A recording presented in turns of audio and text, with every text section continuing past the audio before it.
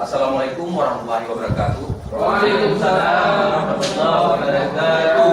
Puji syukur kita kepada Allah yang mana pada hari ini Allah masih memberi kesempatan kepada kami dan kita semua sehingga kita bisa berhadir di sekolah kita dan semestinya sebagaimana yang seperti biasa kita lakukan. Salawat beserta salam juga tidak lupa kita ucapkan di bangkuan Nabi Muhammad SAW yang mana atas perjuangan beliau telah mengantarkan iman dan Islam kepada kita semua. Yang saya hormati Bapak Kepala Sekolah, yang mewakilinya, dan seluruh Dewan Guru yang ada di SD Negeri Tamsir. Baiklah Bapak Ibu, pada hari ini saya dan Pak Chandra akan melakukan kegiatan kolaborasi tentang diseminasi budaya positif di sekolah kita, yang mana kegiatan ini menyangkut dengan kegiatan pendidikan guru penggerak tingkatan 11 yang sedang kami jalankan.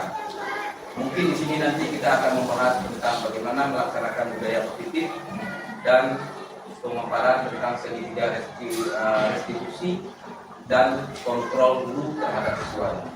Baiklah Bapak Ibu, pada sesi pertama mungkin kami akan memaparkan tentang diseminasi budaya positif.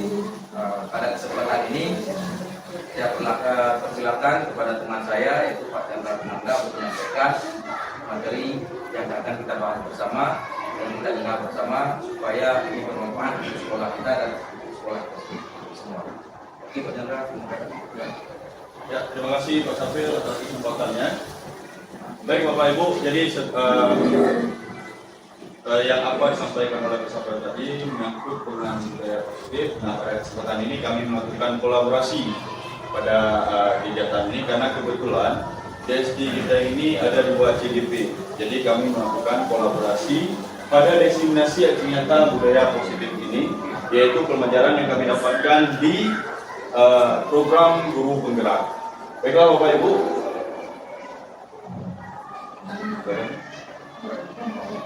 Ya, nah ini adalah kesempatan forum kita pada hari ini. Jadi di kesempatan ini kita tentunya setiap kita masuk ke kelas harusnya memang kita melakukan kesempatan kelas. Di sini karena kita berbentuk dalam forum, maka di sini kita sepakat dulu nih bagaimana forum yang akan kita jalani pada hari ini. Yang pertama tentunya kita menghargai siapapun terlebih dahulu. Kemudian yang kedua menjadi pendengar yang baik. Kemudian mungkin ada ide dari Bapak Ibu yang lain untuk kesempatan forum diseminasi pada hari ini. Ada ide? Silakan Bapak, kira-kira apa kira-kira idenya? Itu apa dong, bukti kelompok? Enggak, ini untuk kesepakatan kita pada kegiatan hari ini. Saya contohkan misalnya satu Bapak, tidak bermain HP saat sedang berlangsungnya kegiatan diseminasi, itu satu contohnya. Kemudian apa lagi kira-kira? Tidak dari Bapak Ibu, ini saya serahkan sepenuhnya sama Bapak Ibu karena ini adalah kesempatan kita bersama. saling menghargai, ya, saling memberikan pendapat ataupun masukan. Baik. Saling bertanya. Ya, saling bertanya, saling menghargai. Apabila ada kawan yang bertanya, maka kita mendengarkan. Baik Bapak Ibu, saya pikir itu saja dulu kesempatan yang telah kita sekati, dan ini akan kita sekati bersama dari kita mulai hari ini, dari kita mulai sekarang sampai nanti dengan selesai dari forum kesempatan yang telah kita sekati bersama ini. Next. Ya, pada kesempatan ini sesuai dengan judul di awal tadi bahwa kami di sini melakukan aksi nyata diseminasi disiplin positif. Jadi Bapak Ibu, seorang guru yang baik harus memiliki kemampuan dalam mewujudkan budaya positif di sekolah. Budaya positif tersebut dapat dijalankan dengan menerapkan konsep-konsep intinya. Nah, seorang guru itu tentunya mungkin kita belum tahu apakah kita ini seorang guru hanya datang ke sekolah kemudian kita duduk, kemudian kita memberikan pelajaran ke kelas, apakah itu sudah selesai tanggung jawab kita? Ternyata tidak. Ternyata banyak dan luas tanggung jawab kita terhadap lingkup sekolah kita ini.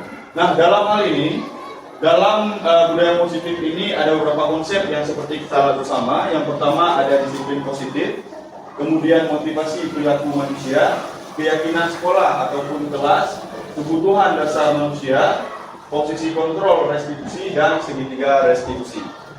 Nah, baik, lanjut. Kita bahas satu persatu terlebih dahulu dari beberapa poin yang ada tadi. Yang pertama yaitu disiplin positif. Apa itu disiplin positif?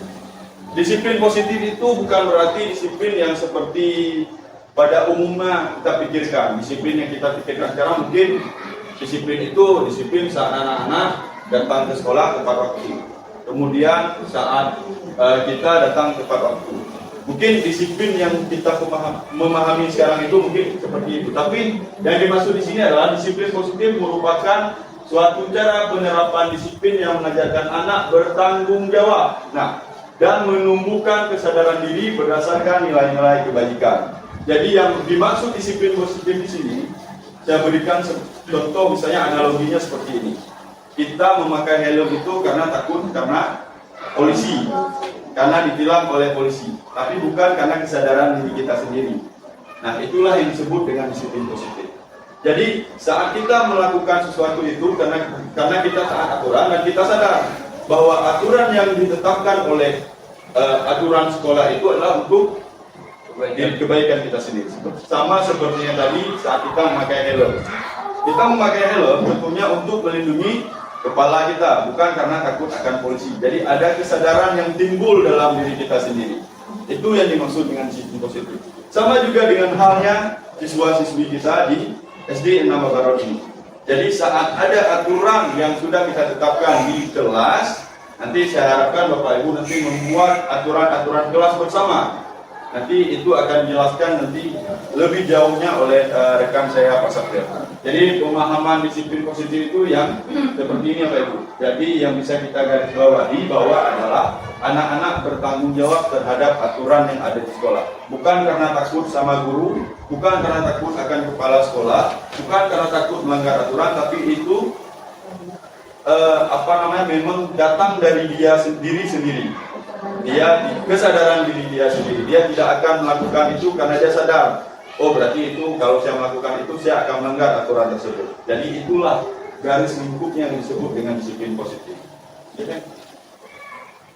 Nah, disiplin balik.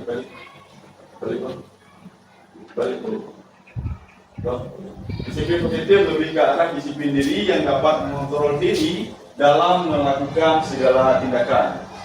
Lanjut. Nah, disiplin positif ini juga disebut dengan disiplin diri dapat membuat murid memahami dan menyadari berdasarkan motivasi internal, bukan akibat paksaan, ujian ataupun hukuman. Jadi yang seperti saya sampaikan tadi, bahwa setiap aturan yang kita buat ini bukan anak-anak itu karena motivasi internal, bukan karena paksaan, dan bukan juga karena ujian ataupun hukuman. Jadi mungkin ada sebagian anak-anak kita ini, siswa-siswa kita ini melakukan sesuatu itu karena kita berikan sebuah ujian, kita berikan sebuah hukuman. Jadi kalau kami dalam guru penggerak yang kami dapatkan, sebenarnya memberi reward ataupun hadiah itu adalah hal yang tidak baik, hal yang tidak dibenarkan. Karena kenapa? Siswa itu melakukan sesuatu itu karena hal tertentu, bukan karena kesadaran dirinya sendiri. Jadi seperti itu. Lanjut. Nah, ini adalah 6 karakter profil Pancasila yang seperti kita ketahui bersama, bahwa kita di sekolah kita juga sudah menjalankan namanya kurikulum merdeka. Dan ini adalah yang biasa kita dengar adalah profil pelajar Pancasila. Beriman bertakwa kepada Tuhan Yang Maha Esa, mandiri, berkebinekaan global, gotong royong, kreatif, dan bernalar kritis. Semua profil ini diharapkan ada pada diri siswa-siswi kita. Dan itu yang nantinya akan kita terapkan kepada siswa-siswi kita. Dan ini adalah pure dari pemerintah, dan ini adalah hal yang kami anggap adalah hal yang baik dalam menjalankan di sekolah kita ini. Nah, motivasi perilaku manusia. Bagaimana motivasi perilaku manusia ini? Ada 3 motivasi perilaku manusia, Bapak Ibu. Yang pertama, untuk menghindari ketidaknyamanan atau hukuman. Kemudian untuk mendapatkan imbalan atau penghargaan dari orang lain, untuk menjadi orang yang mereka inginkan dan menghargai diri sendiri dengan nilai-nilai yang mereka percaya.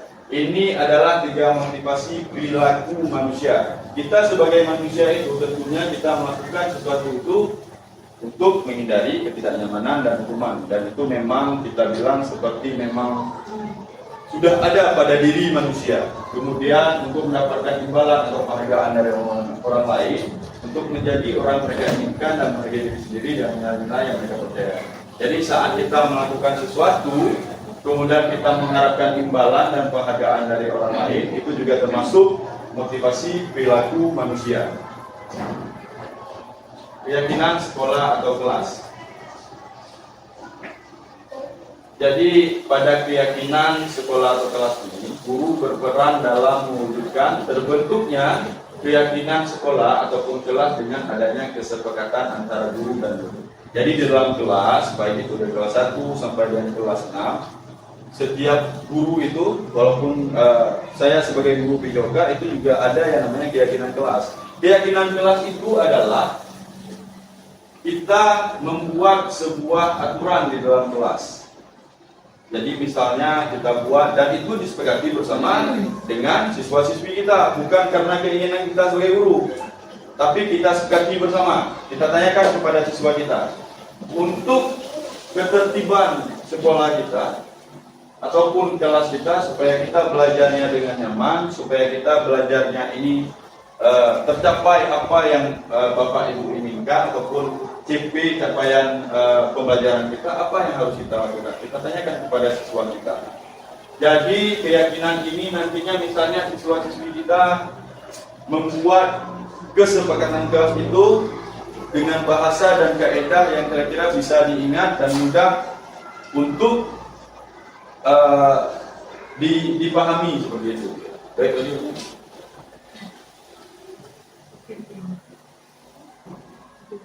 jadi keyakinan sekolah atau kelas berupa pernyataan universal yang seperti saya bilang tadi, mudah diingat dan dipahami dan harus diterapkan di lingkungan sekolah. Jadi aturan ini nantinya seperti yang saya sampaikan di awal, setelah kita membuat keyakinan kelas, siswa itu sadar dia akan aturan yang telah kita buat bersama. Jadi aturan itu bukan datang dari kita, tapi datang dari peserta didik. Jadi saat kita melakukan aturan, peserta didik menyampaikan, Pak, saat belajar tidak boleh ada yang keluar. Jadi kesadaran itu kita tuliskan nanti. Jadi setelah kita tuliskan, di saat anak-anak melanggar, dia sudah mengerti bahwa aturan itu bukan kita yang membuat, tapi mereka yang membuat. Dan itu juga disebut dengan keyakinan kelas. Jadi seperti itu. Nah, ini contohnya keyakinan kelas. Ini ada keyakinan kelas, misalnya bekerja sama menjaga kebersihan sekolah. Kemudian saling peduli, menghargai dan membantu sama lain, menjaga dan meletakkan barang sesuai dengan tempatnya. Kemudian mengerjakan tugas tepat waktu dan aktif di kelas. Nah, jadi ini adalah keyakinan kelas yang kita sepakati bersama dengan peserta didik. Tapi bukan berarti keyakinan kelas itu batu seperti yang saya buat ini misalnya. Ini lahir dari kita bersama peserta didik. Jadi lahirlah keyakinan kelas ini, lahirnya keyakinan kelas ini itu dari peserta didik. Jadi kita merangkumnya secara universal. Jadi setelah ada aturan ini, misalnya bekerja sama menjaga kebersihan kelas. Setelah kita membuat keyakinan kelas ini, apakah siswa akan membuang sampah sembarangan? Jadi bagaimana kita menerapkan kesadaran itu pada diri siswa. Jadi dengan ada keyakinan kelas yang kita buat bersama, misalnya kita bilang di dalam kelas itu ada 28 siswa. Dari 28 siswa itu kita buat kesepakatan bersama. Jadi kalau ada melanggar, tentunya itu nanti ada konsekuensi namanya, bukan hukuman, tapi konsekuensi, bukan hukuman. Nah, jadi keyakinan kelas, setiap anggota kelas perlu belajar, senang, melakukan tugas, saling menghargai, merasa aman, kemudian selalu bersikap positif, senantiasa menjadi diri terbaik, percaya dan menghormati orang lain serta barang miliknya. Kemudian berkomitmen terhadap setiap tugas, senantiasa membantu, kemudian hormat bekerja. Hormat kami meyakini ini adalah hasil yang lahir dari keyakinan kelas tadi yang disepakati oleh siswa bersama tadi dan guru juga masukkan. Jadi dari hormat kami meyakini ini adalah bahasa yang dibuat, kami meyakini bahwa sangat penting untuk menghormati semua orang dan barang milik orang lain. Bekerja, kami meyakini bahwa sangat penting untuk mengerjakan segala pekerjaan atau mengikuti kegiatan yang telah ditugaskan. Jadi Bapak Ibu, dari keyakinan sekolah ataupun keyakinan di kelas ini, kita buat sebuah keyakinan, bukan aturan ya, keyakinan. Jadi hal ini nanti jadi kesadaran diri sendiri siswa dalam melakukan sesuatu hal yang dalam kelas yang tidak lari. Misalnya tadi sudah saya jelaskan tepat waktu dan nanti di kelas. Kita berharap keyakinan ini akan dilakukan oleh semua peserta didik. Kebutuhan dasar manusia. Pernyataan. Ketika seorang murid melakukan suatu perbuatan yang bertentangan dengan nilai-nilai kebajikan atau melanggar peraturan, hal itu sebenarnya dikarenakan mereka gagal memenuhi kebutuhan dasar mereka. Jadi ada beberapa kebutuhan dasar manusia. Nah, ini dia kebutuhan dasar manusia. Bertahan hidup, tentunya kita manusia ini mempunyai kebutuhan yang namanya bertahan hidup. Kasih sayang dan rasa diterima, penguasaan, kebebasan dan kesenangan. Ini adalah kebutuhan dasar manusia. Dan ini juga kebutuhan dasar yang dibutuhkan oleh peserta didik kita. Peserta didik kita itu juga mempunyai kebutuhan dasar tadi. Bertahan hidup apabila dia dipukul sama kawannya, itu disebut dengan apa? Kenapa dia memukul? Jadi ada kebutuhan dasar manusia ini. Ada contohnya, Pak. Kita lihat contohnya. Ini studi kasus, sebuah kasus dari yang saya sampaikan kenapa disebut dengan kebutuhan manusia. Jadi Ibu Lisnawati, guru wali kelas 5, sedang bingung menghadapi ulah salah satu murid di kelasnya. Namanya Tommy. Beberapa anak telah mengeluhkan Tommy yang sering kali meminta bekal makan siang mereka dengan paksa. Jika Anda menghadapi situasi seperti Ibu Lisnawati, apa yang Anda lakukan? Menurut Anda kira-kira apa alasan si Tommy tadi melakukan hal itu? Karena apa? Dari hal yang telah kebutuhan dasar manusia tadi. Kira-kira apa yang dibutuhkan oleh Tommy ini? Kenapa dia minta makan siang kepada kawan-kawan yang lain? Itu apa? Untuk makan. Ya, untuk makan. Kira-kira untuk makan itu apa? Bertahan hidup. Itu adalah sebuah perilaku manusia yang ada pada diri siswa. Aku pada diri siswa. Lanjut. Nah, ini alasan Tommy. Karena ia lapar dan orang tuanya tidak membawakannya bekal makan siang. Maka kebutuhan dasar yang sedang berusaha dipenuhi oleh Tommy adalah kebutuhan bertahan hidup ataupun survival. Jadi sebenarnya kalau siswa itu melakukan sesuatu hal, kita harus mendalami dulu.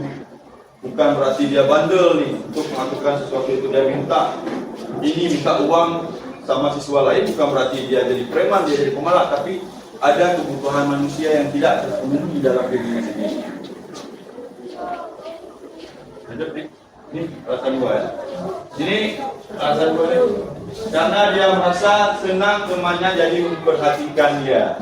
Itu juga kebutuhan manusia. Ketika temannya melaporkan tindakannya itu pada gurunya dan gurunya memberitahu orang tuanya sehingga orang tuanya jadi memperhatikan dia, maka kebutuhan dasar yang dipenuhi Tommy adalah kebutuhan akan kasih sayang dan rasa terima. Jadi seperti itu. Ada anak-anak itu melakukan sesuatu itu. Yang pertama karena kebutuhan dasarnya tadi, yang kedua mungkin dia kurang kasih sayang dari orang tuanya, tapi dia cari di sekolah, Jadi memang banyak kasus-kasus seperti ini. Bahkan kalau di sekolah itu kita kadang-kadang berdebat dengan orang tua siswa.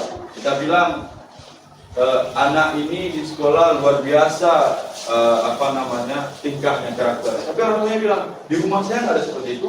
Dia baik, dia mau belajar, dia mau apa saja yang dilakukan, pokoknya taatlah anak di rumah. Tapi begitu sampai di sekolah, berbanding kebalik seluruhnya. Jadi ada kebutuhan dasar kebutuhan manusia yang dia cari di luar, yang tidak dia dapatkan di rumahnya dan dia cari di sekolah itu. Nah, jadi ini ketiga, karena temannya jadi takut dengan dia dan menuruti keinginannya. Ini adalah kebutuhan kekuasaan. Jadi ada kebutuhan yang ingin dia capai dalam hal tadi. dia ingin menjadi, ada keinginan berpuasa, itu juga jatuh kepada kebutuhan manusia. Kemudian alasan 4, karena dia merasa bosan dengan bekal makanan yang dibawakan ibunya dari rumah. Karena ibunya selalu membawakan bekal yang sama, oleh karena itu dia ingin mencoba makanan temannya yang beraneka ragam. Maka Tommy sedang berusaha memenuhi kebutuhannya akan dewasa. Jadi ada beberapa alasan tentunya kenapa siswa melakukan sesuatu itu. Jadi kita itu juga nanti akan sampaikan lebih jauhnya oleh Pak Safir, bagaimana nantinya kita memvalidasi, kita mengontrol, itu nanti akan disampaikan oleh Pak Safir. Saya cuma menyampaikan beberapa dasar-dasarnya saja dari kebutuhan manusia tadi. Nah, kesenangan, apa yang dia cari dari kesenangan? Karena ia melakukannya karena iseng saja, dan ia menikmati ekspresi wajah teman-temannya yang kesal. Karena diambil makanannya dan menurut dia ekspresi teman-temannya itu lucu, maka berarti Tommy sedang berusaha kebutuhannya akan memenuhi kesenangan. Jadi memang kita, kalau Bapak Ibu memperhatikan ini, mungkin Bapak Ibu langsung membayangkan siswa-siswinya nakal ataupun yang berkarakter berbeda lah. Kalau di kelas 1 kita bilang ada Fauzan. Kita nggak tahu nih kenapa Fauzan seperti ini. Pasti ada kebutuhan dasarnya yang tidak terpenuhi. Jadi itu tugas kita sebagai guru untuk menggali kira-kira kebutuhan apa yang dia butuhkan dan bagaimana cara kita memvalidasinya.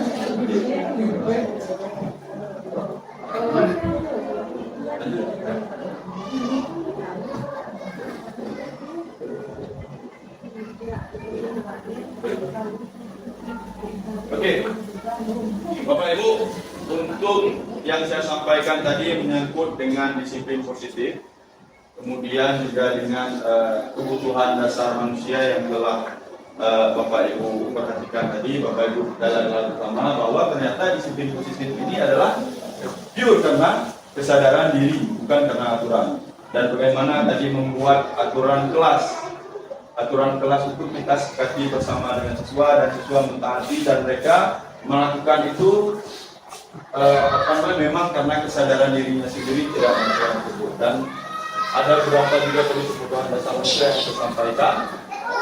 Ada 5 kebutuhan manusia yang memang kadang-kadang siswa itu membutuhkan kebutuhan dasar yang dia inginkan, dia tidak dapatkan di rumah, kemudian dia carikan di sekolah.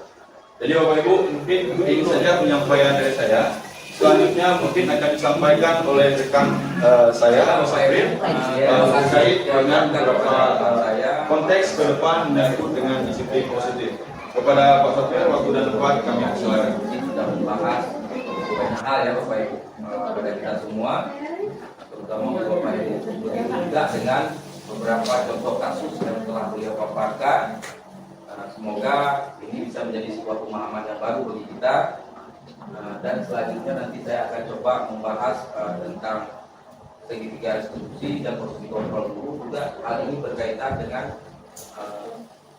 daya positif di satu sekolah. Jadi mudah-mudahan yang telah disampaikan oleh Pak Chandra nanti menjadi sebuah motivasi untuk kita semua. Baiklah Bapak Ibu, saya akan coba melanjutkan apa yang telah dipaparkan oleh teman saya tadi. Oke, baik Bapak Ibu, mungkin di sini kita bisa melihat ya. Jadi pembahasan yang akan saya lanjut itu tentang posisi kontrol restitusi. Mungkin ini hal baru ya. Maksudnya hal baru, kata-kata baru. Kami juga menganggap ini kata-kata yang baru. Kami mengenalnya kata-kata ini ketika kami mengikuti CGP. Jadi awalnya kami juga ngambang apa yang sebenarnya yang dibahas dalam segitiga restitusi. Jadi boleh Bapak Ibu lihat semua. Yang mana di sini ada 5 poin Bapak Ibu, yang dimana itu posisi kontrol seorang guru. Di sini yang pertama ada guru itu sebagai penghukum.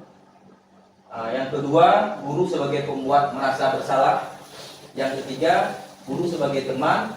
Yang keempat, guru sebagai pemantau. Yang kelima adalah guru sebagai manajer. Di mana Bapak Ibu? Mungkin kita agak berpikir apa sebenarnya yang dikatakan sebagai penghukum, apa yang dikatakan sebagai pembuat merasa bersalah, dan sebagai teman, posisi sebagai pemantau, dan posisi manajer. Jadi Bapak Ibu, di sini perlu saya sampaikan sedikit ya. Yang seharusnya posisi ideal itu adalah di posisi kelima Bapak Ibu. Nanti sama-sama kita lihat pembahasannya. apa sih sebenarnya yang dilakukan oleh para guru sehingga guru itu berada di posisi kontrol yang mana akhirnya yang selama ini sudah kita lakukan. Ini Pak Ibu. Baiklah Bapak Ibu, inilah salah satu pembahasan dari kelima contoh posisi kontrol tadi Bapak Ibu. Di mana posisi kontrol ini yang mana motivasinya adalah guru itu berbuat. Bisa Bapak Ibu lihat di kolom pertama yang mana di situ ada identitas gagal ataupun kontrol dari luar. Ada hal-hal yang kita lakukan pada siswa ketika kita menerapkan posisi kontrol itu, padahal berujungnya bermuara kepada identitas yang gagal pada siswa tersebut. Salah satunya di sini bisa Ibu lihat, di mana pada posisi penghukum Bapak Ibu ya, di sini menghardik, menunjuk, menyakiti, menyindir itu termasuk pada posisi kontrol sebagai penghukum. Setelah itu selain menghardik, itu kan guru berbuat perbuatan guru di sisi perkataan. Kalau kamu tidak melakukan, awas ya, rasakan. Jadi kadang-kadang ada kalanya kita mengucapkan kata-kata tersebut. Yang ketiga itu hasilnya. Jadi membentak, menyalahkan orang lain dan berbohong. Jadi di sini ada hal-hal yang kita lakukan mungkin selama ini kita belum mengetahui, makanya saya mengatakan itu adalah hal yang baru Bapak Ibu. Mungkin Bapak Ibu bisa kita membayangkan sebentar Bapak Ibu tentang menghardik, menunjuk ataupun menyakiti dan menyindir ya. Ada kalanya mungkin ya salah satu contohnya ketika kita menyelesaikan sebuah masalah, kita melihat anak-anak itu ada masalah, mungkin karena kita seorang guru tadi mengelola sebuah kelas yang kapasitasnya, apalagi sekolah kita Bapak Ibu ya, jumlahnya luar biasa. Jadi kadangkala rasa jenuh kita sehingga kita berbicara itu melenceng dari kontrol kita yang seharusnya Bapak Ibu. Cuman yang terjadi selama ini mungkin sebuah pembelajaran bagi kita. Mungkin selama ini kita kan belum tahu nih Bapak Ibu. Kami sendiri juga seperti itu. Begitu kami mengikuti CGP itu, saya sendiri bahkan di dalam konteks CGP saya menyampaikan bahwa posisi saya itu persis daripada identitas yang gagal saya sebagai ibu. Yang telah saya terasa, saya berada di posisi kontrol penghukum dan membuat rasa bersalah pada siswa. Karena yang saya pelajari seperti itu. Ternyata Bapak Ibu, misal contoh saya katakan tadi, ketika ada anak, ya kan, ada anak yang memiliki kasus misal Bapak Ibu, seperti yang disampaikan oleh Pak Chandra tadi, kasusnya ketika ada seorang anak yang mengambil makanan temannya. Jadi kita kadang-kala kita langsung bertanya poin pada anak itu. Kenapa kamu mengambilnya? Kamu tidak makan di rumah apa? Tidak dikasih sama orang tuamu apa? Kenapa kamu minta? Kata-kata itu yang kita keluarkan ternyata bertolak belakang dengan posisi kontrol kita yang sebenarnya.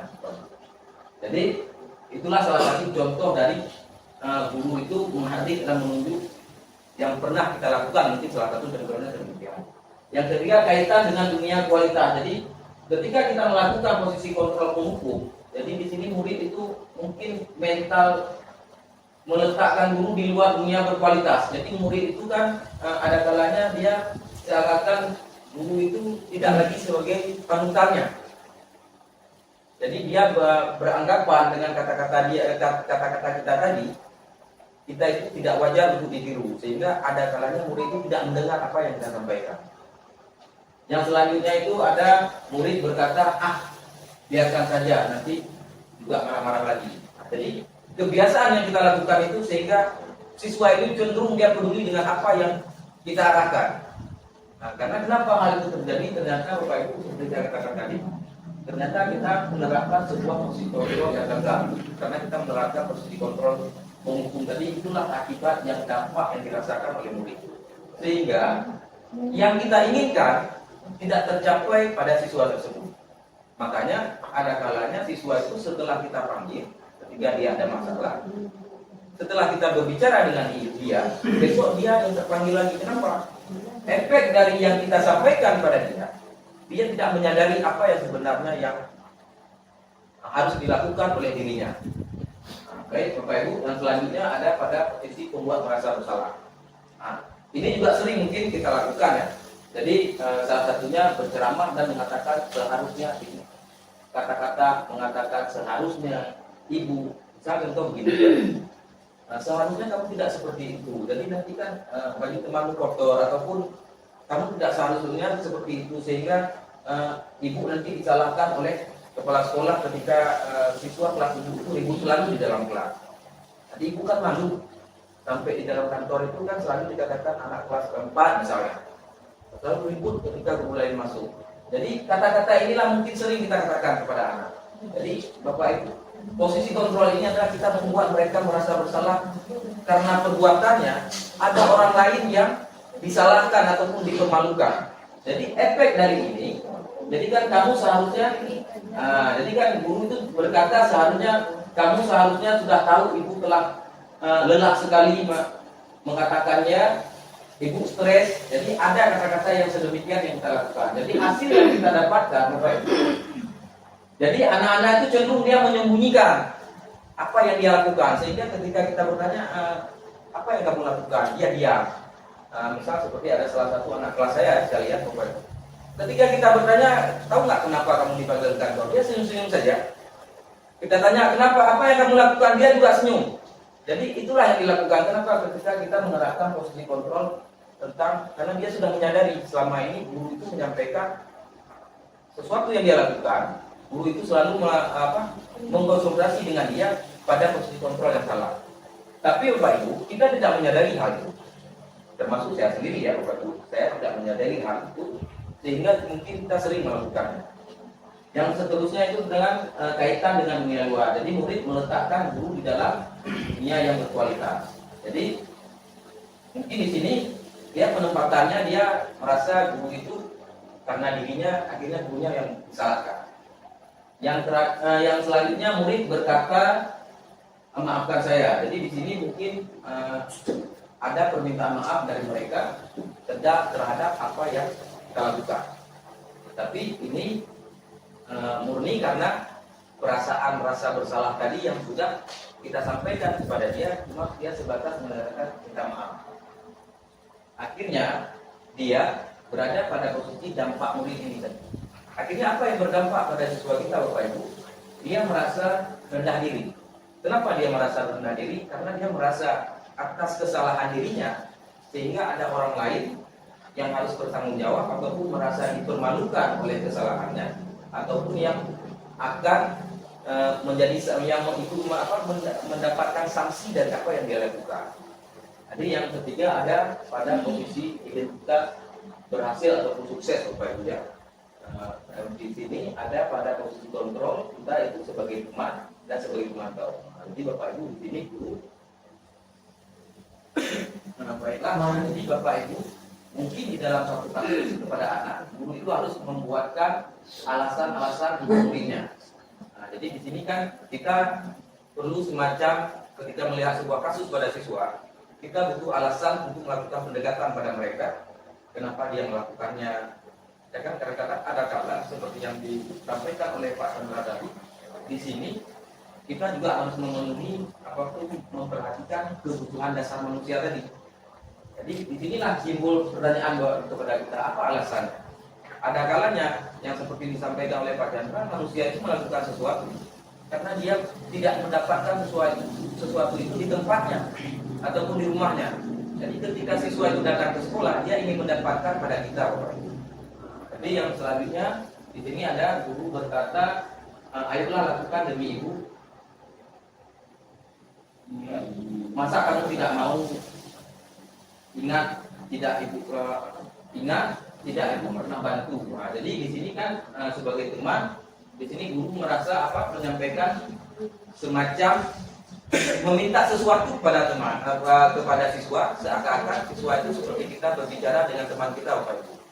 Jadi di mana kita mengajak dia itu merasa kita itu adalah temannya. Di mana ketika kita berbicara ada kata-kata yang kita ucapkan sehingga dia merasa dekat ataupun merasa nyaman dengan kita. Jadi kalau pada posisi teman, karena kita melakukan posisi kontrol teman, jadi hasil yang didapatkan oleh siswa Bapak Ibu, dia ketergantungan sehingga ketergantungan kan begini. Jadi dia hadir ke sekolah, dia melakukan sesuatu karena kita, bukan karena dirinya. Pada dasarnya yang kita harapkan siswa kita tidak seperti itu Bapak Ibu. seperti yang dijelaskan oleh Pak Chandra tadi, apa yang seharusnya kita cita-citakan pada siswa kita. Jadi yang selanjutnya kaitan dengan dunia berkualitas. Jadi murid meletakkan guru sebagai orang yang sangat penting di dunia berkualitas. Jadi dia merasa gurunya itu sangat penting bagi dirinya, sehingga dia tidak penting pada orang lain. Ini juga salah, Bapak Ibu.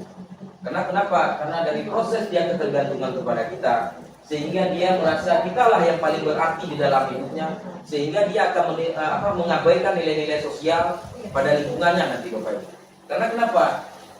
Setiap siswa yang kita didik di sekolah kita, Bapak Ibu, sesuai dengan posisi kontrol yang kita berikan, kita mengharapkan mereka itu melakukan sesuatu bukan karena kita, ataupun bukan karena dia mengharapkan kebaikan dari kita, tetapi dia melakukan sesuatu karena dirinya dan dampak sosial bagi lingkungannya. Jadi makanya pada posisi teman ini di sini agak sedikit mungkin kurang tepat, Bapak Ibu, yang kita gunakan. Yang selanjutnya murid berkata, saya pikir Bapak Ibu teman saya ternyata begitu. Nah, jadi seakan-akan siswa itu berpikir kita itu adalah temannya, sehingga posisi ini juga membuat kita kewalahan, Bapak Ibu. Kenapa? Di sini siswa itu terlalu mengandalkan kita. Mungkin di sini ada dampak-dampak lain mungkin dari etikanya, Bapak Ibu. Mungkin karena dia terlalu nyaman dengan kita, sehingga ada kalanya siswa itu dia gagal di dalam menjaga etika dengan kita. Nah, jadi karena dia terlalu biasa nyaman dengan kita, dia tergantung dengan kita, sehingga ketika dia berbicara ataupun berjumpa kita di luar, sehingga seharusnya dia memiliki etika-etika yang tepat, ternyata dia salah menempatkan kata karena rasa ketergantungan dan kedekatan dia dengan kita. Jadi dampak pada murid, dia lemah, tidak mandiri dan tergantung. Sehingga kadang-kadang dia cenderung begini, kan ada siswa kita. Nah, mungkin pada salah satu kegiatan misalnya yang kita lakukan seperti muhadharah, Bapak Ibu. Nah, ada siswa kita ketika tidak kita dampingi, dia tidak berani tampil. Pada dasarnya dia bisa. Inilah salah satu dampak posisi teman. Karena dia mengharapkan ketika kita ada, maka dia akan bersuara ataupun akan berani tampil, Bapak Ibu. Disinilah kelemahan ataupun kekurangan posisi kontrol sebagai teman.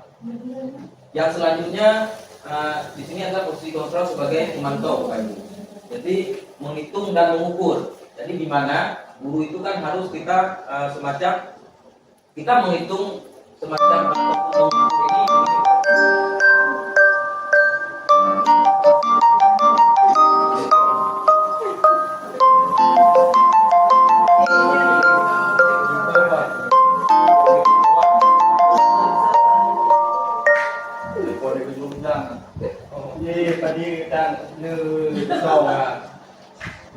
Posisi kontrol dan tanya kan masih menghitungkan yang apa biasanya. Jadi pemantauan kurang dari guru berbuat, guru kan berbuat itu mengukur. Pakipan sesuai dengan aturan, tapi di bawah panduan guru. Jadi makanya pertanyaan dari guru kita kembali. Jadi hasil ini tujuannya menyesuaikan diri bila dewasa. Dengan ada dewasa ya, sesuaikan. Ini kelemahan itu. Jadi kalau apa pertanyaan soal peraturannya itu perkataan guru ya.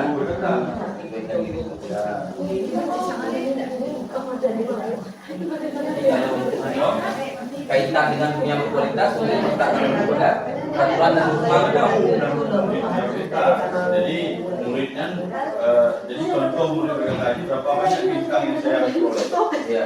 Karena ini menantang berapa halaman yang harus saya tulis dan dipantau. Jadi dampak ini berada pada manusia atau dia. Jadi Hanya itu di situ. Ya kan gitu.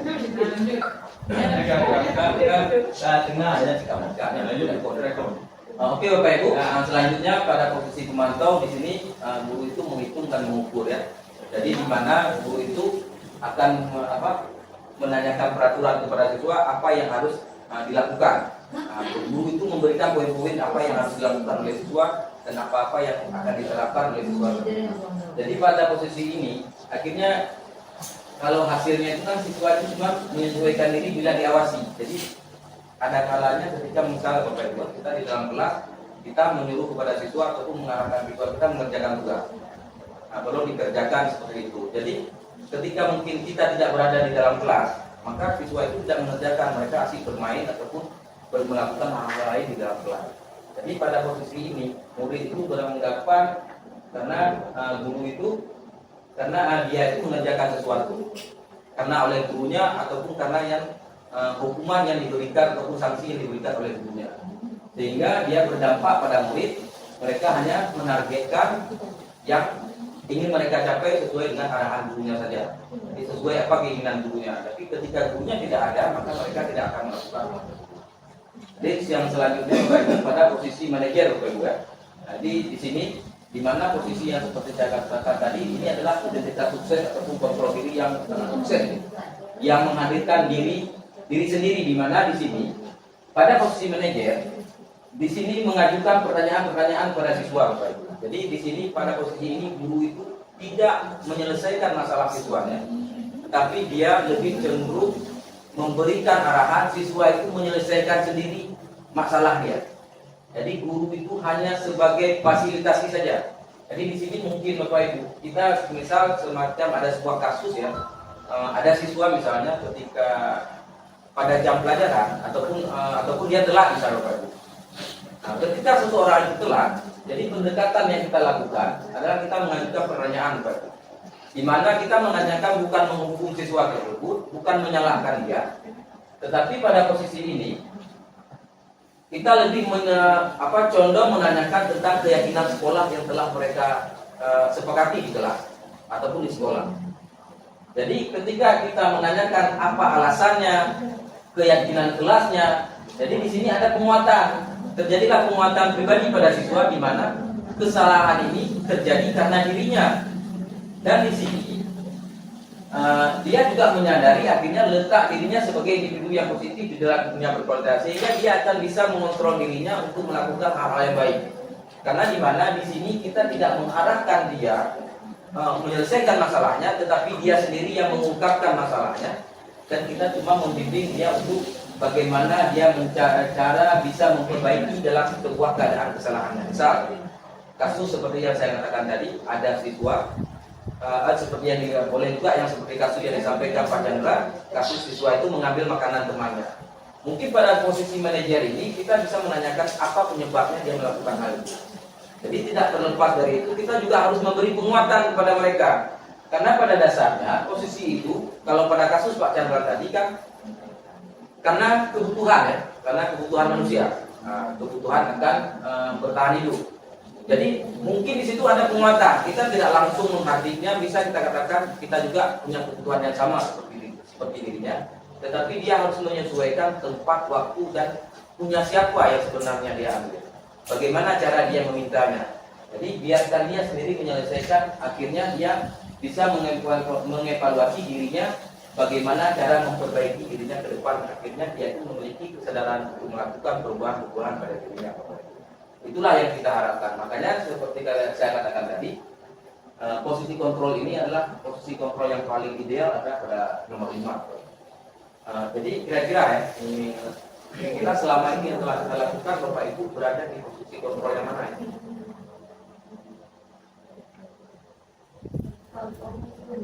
Apakah Bapak Ibu sebagai penghukum, pembuat merasa bersalah, apakah sebagai teman, ataukah sebagai pemantau, ataukah sebagai manajer? Ya, jadi pada dasarnya Bapak Ibu, tanpa kita sadari, seperti saya katakan, saya juga berada di posisi seperti itu. Nah, selama saya mengikuti CGP, ternyata penerapannya yang salah ternyata Bapak Ibu. Cuman satu hal yang perlu kita ketahui, kita tidak akan langsung meranjak dari awal berubah pada posisi ideal. Paling tidak kita bisa berubah mungkin daripada posisi penghukum bisa beranjak ke posisi pemantau yang lebih idealnya.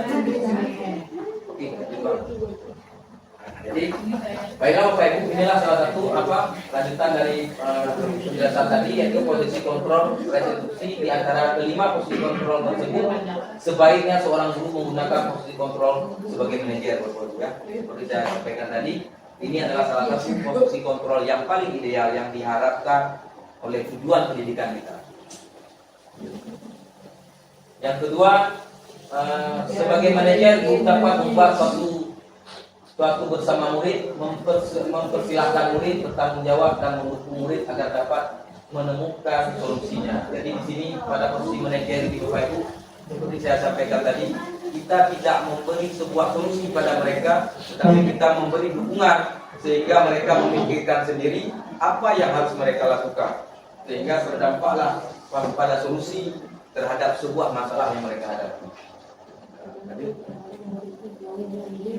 Posisi kontrol restitusi selain itu, posisi manajer mengacu pada restitusi yang dapat menjadikan murid sebagai manajer bagi dirinya sendiri sehingga dapat tercipta identitas positif pada diri murid.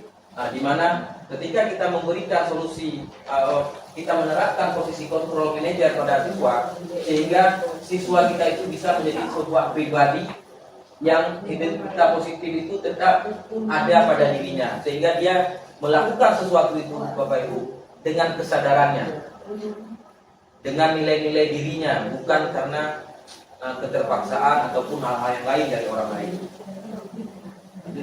Nah, jadi di sini selanjutnya Bapak Ibu ada segitiga restitusi Bapak Ibu ya.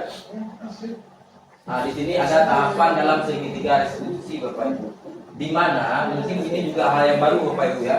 Di sini di mana ketika kita menghadapi sebuah permasalahan seperti permasalahan yang disampaikan oleh Pak Chandra tadi, pada nilai-nilai positif tentang kasus yang terjadi pada siswa kelas 5 tadi.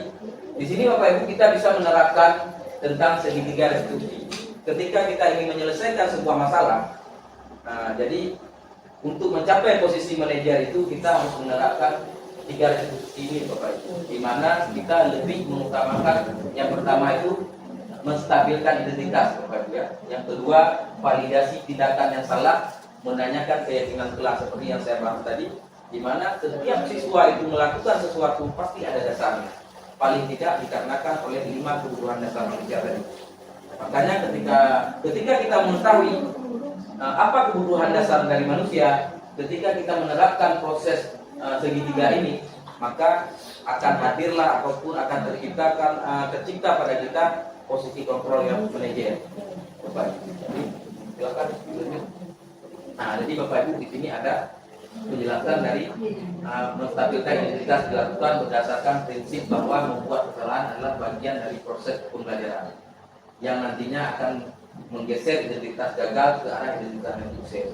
Nah, seperti saya katakan tadi, di mana ketika kita menstabilkan identitas anak, misal pada kasus Pak Chandra tadi Bapak Ibu ya, ketika dia mengambil makanan temannya, ketika kita menanyakan mungkin dia merasa lapar, kita juga harus menyampaikan kepada mereka bahwa kita juga merasa lapar, itu juga adalah sebuah kebutuhan.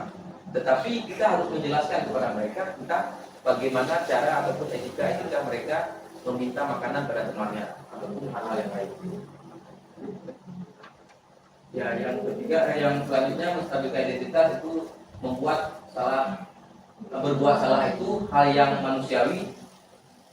Tidak ada manusia yang sempurna. Kita pasti bisa menyelesaikan permasalahan ini. Bapak Ibu, tidak berarti untuk mencari tahu siapa yang benar, siapa yang salah.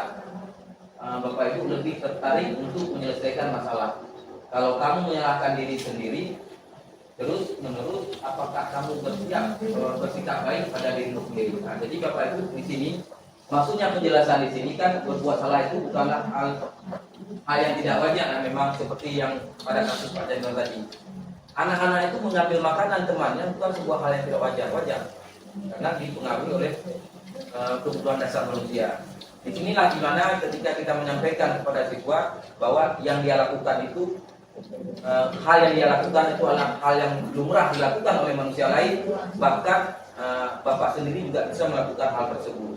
Jadi di sini dimana kita melakukan pendekatan seperti ini kepada siswa, sehingga baru kita menjelaskan kepada Ibu bagaimana cara dia meminta sebenarnya makanan tersebut, sehingga barulah kita bisa menghasilkan apakah kamu bisa bersikap baik kepada dirimu sendiri. Kenapa kita menyampaikan pertanyaan itu sesuai dengan keyakinan kelas yang telah kita bahas pada mereka, sehingga dia menyadari yang dia lakukan itu adalah sebuah yang salah, akhirnya berdampak pada dirinya juga. Yang selanjutnya, validasi tindakan yang salah dilakukan berdasarkan prinsip bahwa setiap perilaku berupaya memenuhi suatu kebutuhan, sehingga guru atau orang tua akan bergeser dari pemikiran stimulus respon menjadi proaktif serta akan lebih mengenali dan mengakui kebutuhan murid atau anak-anaknya. Nah, jadi Bapak Ibu, pada validasi ini di mana kita itu kan bisa diharapkan berupaya memenuhi suatu kebutuhan tertentu, bahwa di sini kan dijelaskan sehingga guru atau orang tua bergeser ya, sehingga kita tidak langsung serta-merta menyalahkan siswa Bapak Ibu. Ketika kita melihat sesuatu yang terjadi pada siswa kita tidak langsung menyalahkan mereka. Jadi berdasarkan segitiga restitusi ini, akhirnya kita bisa menyelesaikan apapun yang dihadapi oleh siswa kita di sekolah kita, baik di kelas kita, sehingga kita memahami akan sesungguhnya kebutuhan manusia itu sendiri. Lanjut. Jadi validasi tindakan yang salah. Nah, di sini kamu pasti punya alasan mengapa melakukannya. Jadi sesuai yang seperti saya paparkan tadi, Bapak Ibu, kita di dalam menangani kasus itu kita menanyakan hal-hal kepada siswa tentang alasan mereka ya, Bapak Ibu. Kami pasti punya alasan, apa alasannya mereka lakukan, apa yang penting bagimu. Jadi di sini kan untuk menyelesaikan masalah itu kita kan perlu menanyakan apa alasan mereka melakukan. Jadi kan setelah mereka menjawab apa alasannya, setelah kita mendengar baru kita menyampaikan apa yang penting bagi kamu. Sama seperti halnya kita menanyakan sebenarnya apa kebutuhan yang tidak mereka temukan mungkin di luar ataupun di rumah mereka. Jadi setelah itu kamu boleh tetap berusaha menjaga sikap itu, tapi tambahkan sikap lain yang buruk. Maukah kamu belajar cara lain untuk mendapatkan yang kamu butuhkan tanpa harus memukul? Misalkan di sini kan kita memberi, misal contoh kasus anak, ada kawannya mungkin mengejek ataupun berkata yang tidak enak didengar. Ada kalanya kan anak langsung respon, dia langsung memukul temannya dengan alasan kenapa kamu memukulnya, mengejek saya. Jadi kita di sana sebagai guru kita memberikan alasan ataupun pemahaman kepada anak, boleh tidak perbuatan kawan ini itu tidak dibalas dengan kekerasan atau pemukulan. Jadi pendekatan-pendekatan itu yang kita berikan kepada Ibu, sehingga hadirlah ataupun terwujudlah posisi kontrol yang baik pada guru untuk siswanya. Selanjutnya menanyakan keyakinan. Nah, jadi di sini di mana menanyakan keyakinan dilakukan dengan memberi pertanyaan-pertanyaan yang bermakna kepada murid atau anak untuk memunculkan motivasi secara intrinsik sehingga mampu mengaitkan keyakinan dengan tindakan yang salah. Misal ketika ada kasus, kita akan menanyakan kepada anak nih, menanyakan kira-kira kamu tahu nggak kenapa Bapak panggil kemarin ke kantor, misal. Setelah mereka menjawab, di mana kita menanyakan kira-kira keyakinan kelas apa yang telah kamu langgar. Karena kita sudah membuat keyakinan kelasnya. Jadi di situ kita timbul pertanyaan kepada mereka, keyakinan kelas apa yang mereka langgar. Lalu kita menanyakan apakah yang dia lakukan itu benar ataukah salah. Sehingga di sini secara tidak langsung kita sudah memunculkan motivasi pada mereka, sehingga mereka tidak mengaitkan keyakinan ini dengan tindakan yang salah, maupun mereka sehingga mampu mengaitkan apa yang mereka lakukan ternyata itu salah, tidak benar, Bapak.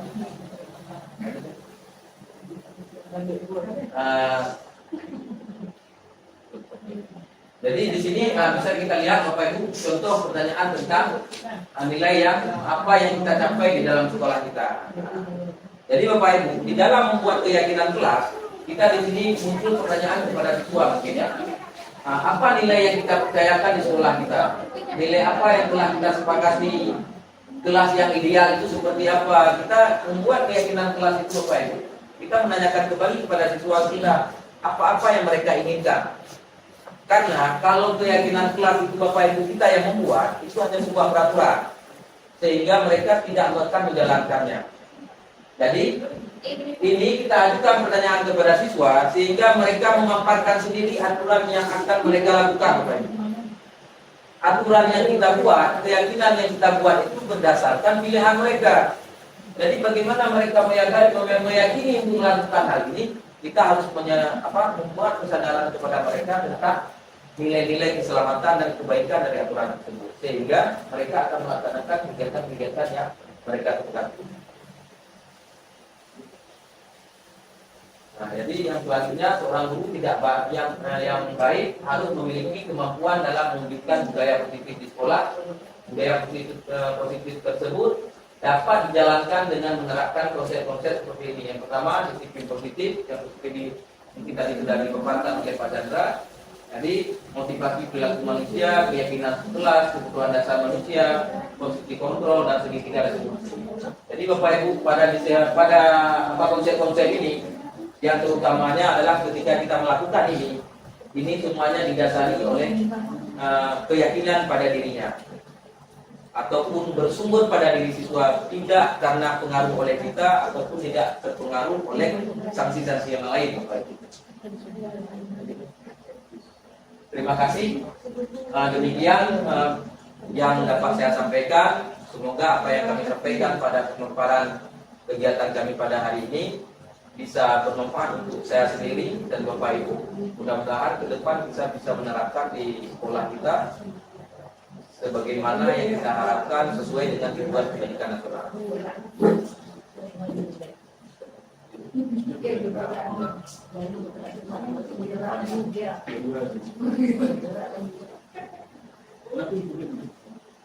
Baik, terima kasih Pak Safril tadi sudah memaparkan bagaimana apa itu yang disebut dengan positif.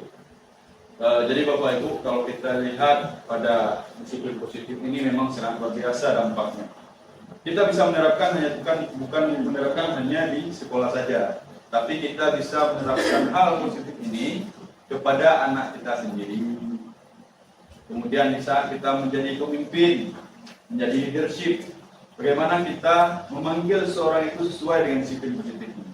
Kadang-kala di saat sama anak saja, di saat kita sama anak, kita panggil anak tidak tahu alasan, langsung kita hajar aja.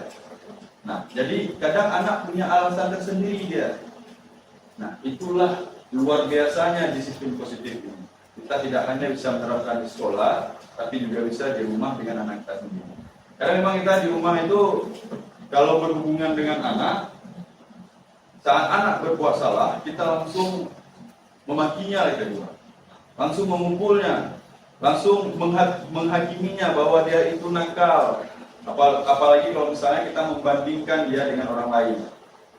Jadi ada beberapa hal tadi yang memang disampaikan oleh Pak Safril. Ada sebagai penghukum, kemudian ada sebagai apa Pak Safril tadi?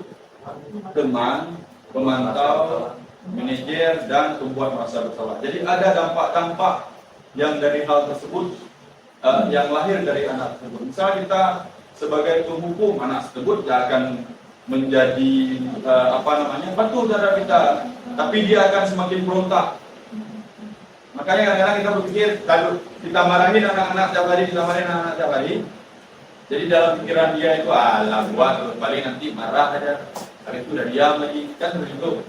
Nah, itu juga dengan teman. Kalau kita kadang-kadang terlalu dekat dengan anak ini, kadang-kadang anak ini tergantung sama kita, ada ketergantungan. Jadi hal ini Bapak Ibu, disiplin positif ini tidak hanya bisa kita terapkan di sekolah, tapi bisa di lingkungan masyarakat yang sangat luas semestinya.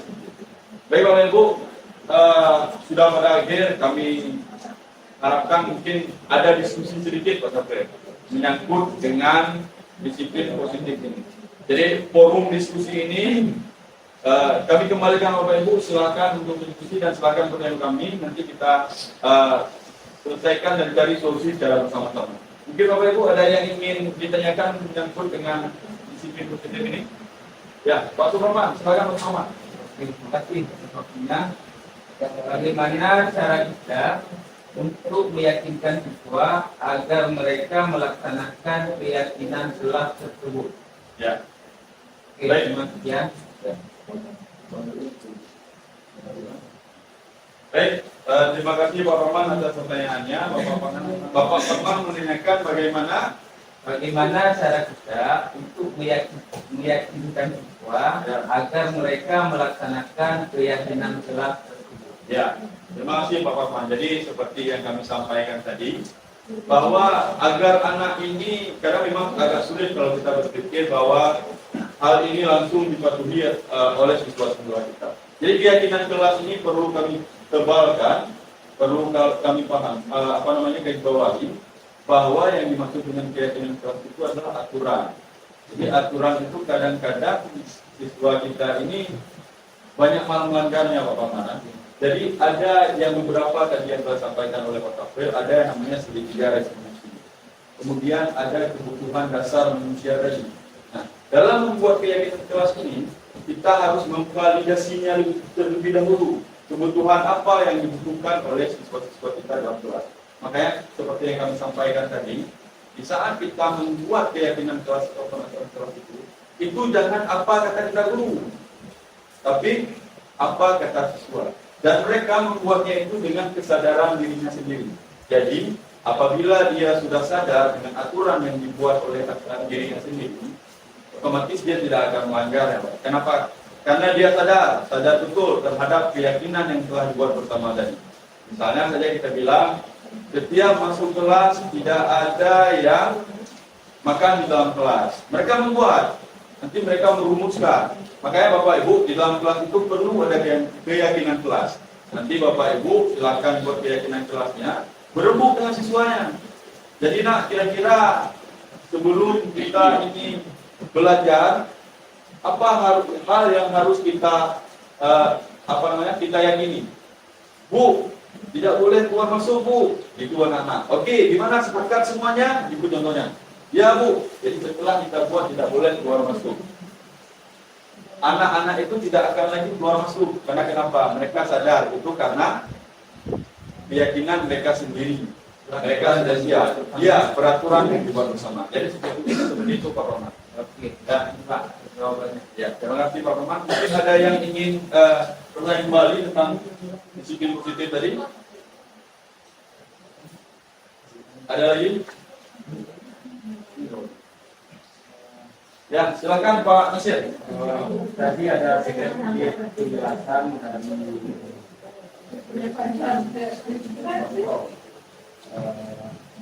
ada berbagai macam protokol yang ada. Seharusnya bagaimana kita bisa mencapai posisi protokol yang ideal. Seharusnya itu bagaimana caranya kita bisa mencapai posisi yang ideal.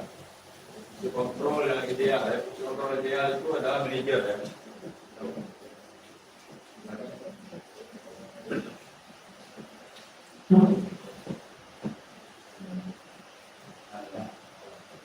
Rekan-rekan mungkin bisa jawab. Oke, baiklah, terima kasih pada kesempatan ini. Baiklah Bapak Ibu, sebelum saya menjawab pertanyaan Pak Nasir, saya ingin menebakkan jawaban dari pertanyaan dari Pak Farman tadi dan sebagaimana dipaparkan oleh Pak Jambra. Mungkin di situ Pak tentang bagaimana kita keyakinan kelas itu kita perlu menjelaskan nilai-nilai kebaikannya kepada siswa. Mungkin tadi sudah dijelaskan pada Pak Jambra ketika pemaparan yang pertama Pak Ibu.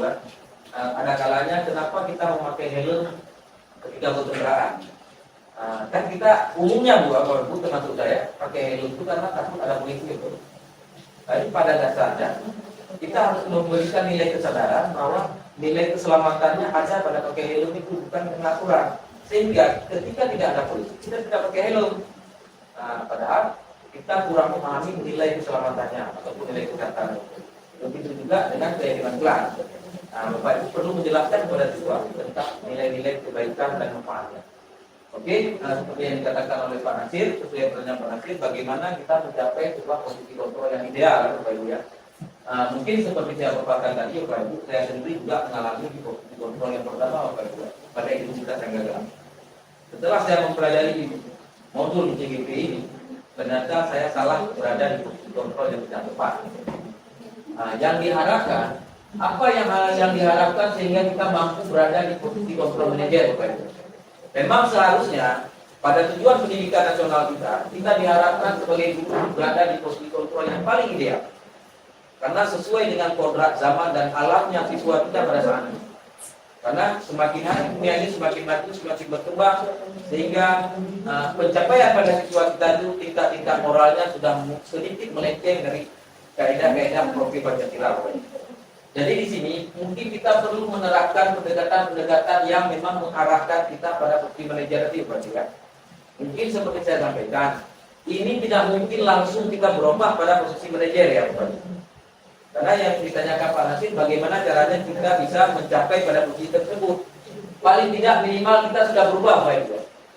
Setelah kita mempelajari ini, kita sudah bergeser dari posisi penghukum, paling tidak kita bergeser ke posisi teman ataupun sebagai pemantau. karena tidak ada kegiatan itu langsung instan. Contoh salah satunya di negara kita dirubahlah kurikulum KTSP menjadi K3. Coba Bapak Ibu sadari kembali, coba Bapak Ibu renungi kembali. Berapa tahun setelah itu program mampu kita terapkan di sekolah? Butuh waktu Bapak Ibu. Tidak semudah kita melihat apa-apa. Tetapi karena kita guru memiliki potensi, memiliki sumber daya manusianya yang sangat luar biasa di negara kita, sehingga kita mampu menerapkannya walaupun butuh waktu. Begitu juga dengan posisi kontrol ini Bapak Ibu. Di mana ketika kita sudah menyadari bahwa ada hal-hal yang tidak benar, tidak tepat yang kita lakukan, paling tidak yang diharapkan oleh pemerintah Bapak Ibu, kita itu sudah mulai bergeser dari posisi kontrol yang gagal, paling tidak menjadi posisi kontrol yang sukses Bapak Ibu. Nah, jadi maksud saya bukan kita pesimis Bapak Ibu, tetapi kita terus meningkatkan kinerja kita, terus melakukan pengembangan diri kita, bagaimana posisi guru itu yang tidak tepat, mulailah semakin hari kita geser sendiri, sehingga pada akhirnya terwujudlah di sekolah kita ini guru yang memiliki posisi kontrol untuk media ataupun posisi kontrol yang tersedia. Jadi itu saja jawaban saya. Mungkin ada yang perlu ditambahkan oleh Pak Jaka. Silakan Pak Jaka. Terima kasih Pak Tabril sudah menjawab dari pertanyaan Pak Nasir yang kemudiannya bisa kita simpulkan ini bahwa kita sebagai manusia biasa, kita juga sebagai guru, tentunya tidak mungkin kita langsung berubah ke arah yang lebih baik, tapi ada step by stepnya, ada tahapan-tahapan. Jadi seperti apa yang disampaikan oleh Tabril, setidaknya ada perubahan sekarang dalam diri kita. Ada keinginan untuk berubah diri yang sebelumnya kita menjadi guru, setidaknya ada naik ke tangga yang lebih tinggi selanjutnya, yaitu ada di posisi pemantau ataupun teman. Jadi ada hal yang kita lakukan dalam perubahan itu. Karena memang Bapak Ibu, kenapa suatu sekolah itu siswa-siswinya itu luar biasa, bisa kita pastikan bahwa di dalam sekolah itu bahwa guru-gurunya itu ada di posisi penghubung, dan itulah kenapa anak-anak itu berontak. Dan itu juga tidak lari dari kebutuhan dasar manusia yang telah kami sampaikan tadi. Begitu Bapak Ibu. Ya, baik Bapak Ibu, demikian yang bisa kami sampaikan. Kami berharap apa yang telah kami sampaikan pada hari yang sangat berbahagia ini pada implementasi di modul ajak TGP 1.4, dan kami berterima kasih banyak kepada Bapak Ibu yang telah meluangkan waktunya dalam implementasi TGP kami pada hari ini. Demikian Bapak Ibu, semoga apa yang kami sampaikan ini dapat diterapkan setidaknya di kelasnya, kemudian menjadi besar di sekolah kita. Bapak Ibu, sekian dari kami. Saya akan melanjutkan hadiran saya. Dan terima kasih. Assalamualaikum warahmatullahi wabarakatuh.